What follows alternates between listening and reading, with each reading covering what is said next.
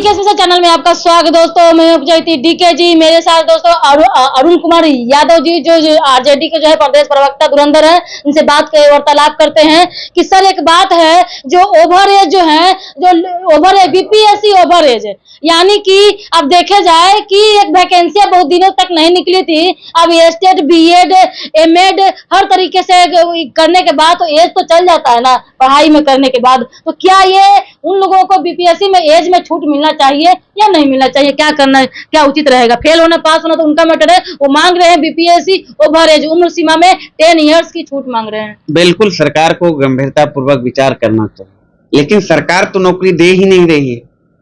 ना तो केंद्र सरकार दे रही है, ना तो बिहार सरकार दे रही है। आपने देखा जो भी नौकरियां मिली बिहार के नौजवानों को, जो प्रोमिस किया था हमारे नेता आदरणीय तेजस्वी यादव जी ने कि हमारी सरकार बनेगी तो हम 10 लाख नौजवानों को नौकरी देने का काम करेंगे।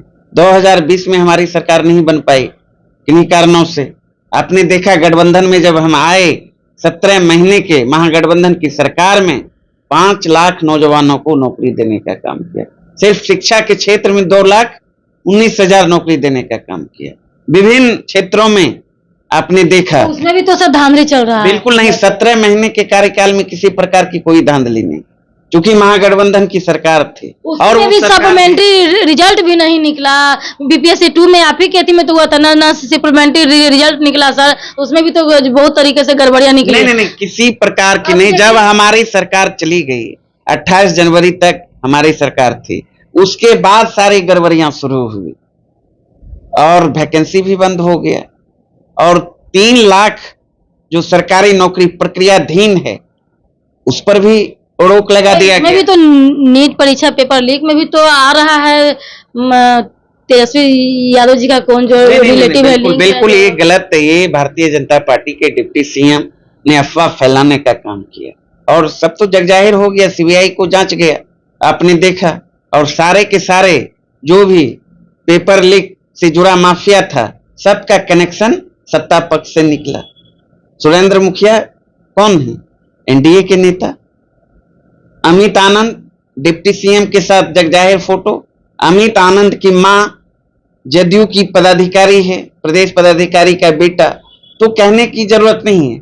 6 राज्यों में इसका जो ये जहां जहां ये हुआ, धांधली हुआ, गड़बड़ी हुआ, 5 राज्य तो भाजपा शासित प्रदेश है। बिहार हो, उत्तर प्रदेश हो, हरियाणा हो, गुजरात हो, महाराष्ट्र हो, तो ये लोग मध्य प्रदेश हो, तो ये सारे के सारे शिक्षा माफियाओं को, राजस्थान पेपर लीक करने वालों को कौन संरक्षण दे रखा है? सारे भाजपा के लोग, एनडीए के लोग जो सरकार में है, इसलिए कहने की जरूरत नहीं है। सर फिजिकल टीचर के बारे में जानते हैं सर? फिजिकल टीचर जो शारीरिक शिक्षक एवं स्वास्थ्य अनुदेशक जो टीचर इंस्ट्रक्टर हैं, तो उन लोगों का जो है एक तो अंशकालिक कहा जाता है, उसमें 60 साल का संविदा कर्मी, ये कौन सी नौकरी है जो 60 साल के लिए जो है उनको नौकरी दिया जा रहा है? साल का अब वेतन भी नहीं बढ़ाया जा रहा है, क्या कहेंगे उनको?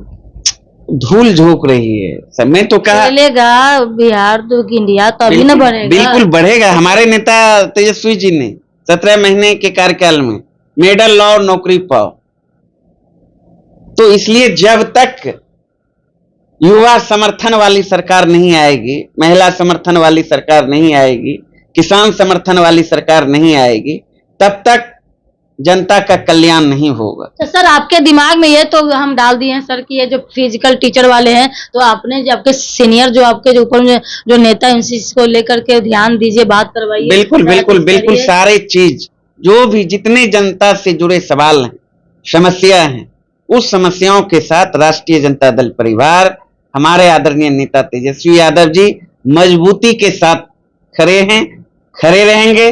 सड़क से लेकर सदन तक हम संघर्ष करेंगे, लड़ाई लड़ने के लिए कृत संकल्पित हैं।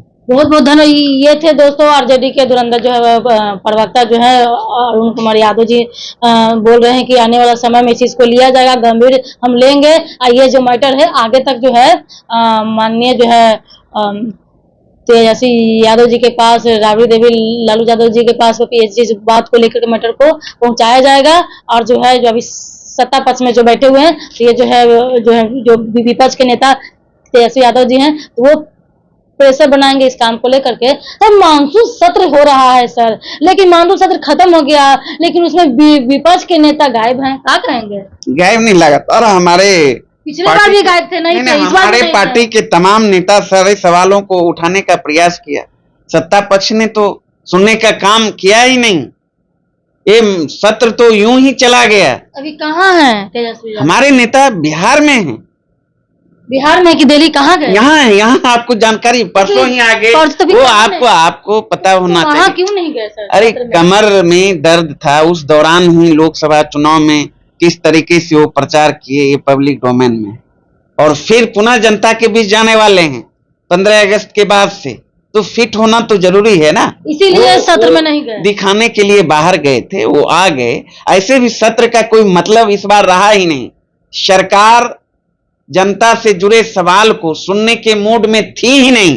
लगातार विपक्षी दल उठाते रहे सवाल, एक भी सवाल पर विमर्श करने का काम नहीं किया।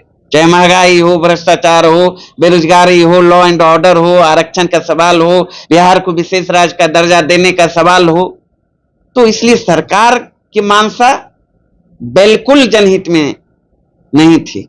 इसलिए हम लोग जनता के बीच भी लड़ाई लड़ने का काम करेंगे, सारे सवालों को जनता के बीच भी रखने का काम करेंगे।